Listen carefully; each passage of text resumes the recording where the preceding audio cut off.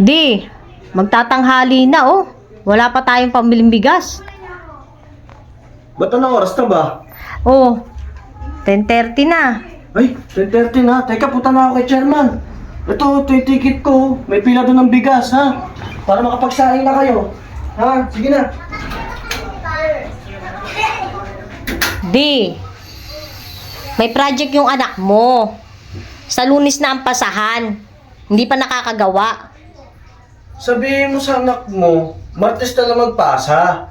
Kasi sa Martes ko pa ng umaga, makukuha yung sahod ko sa Porpis.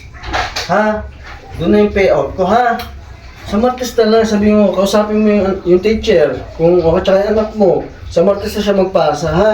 Kasi doon pa lang yung sahod ko sa Porpis, ha? O di, saan ka pupunta? Diyan lang.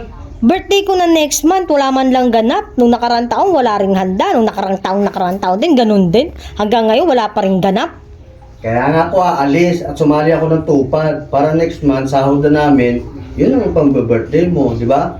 O sige na, alis na ako, ha?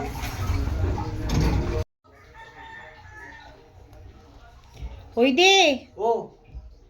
bago ka pumasok sa trabaho, iwan mo muna yung pabayad ng kuryente, tubig, tsaka yung sa upa. Nagagalit na yung may-ari. Puro ka na lang daw pangako. Sabihin mo next month, babayaran ko na. Totoo na yung promise, hindi na pangako. Eh, puro ka na nga lang daw pangako yung nakaraan pa. Ganon din daw sinabi mo. Hindi, sure na yun kasi tinawagan na ako sa AKAP.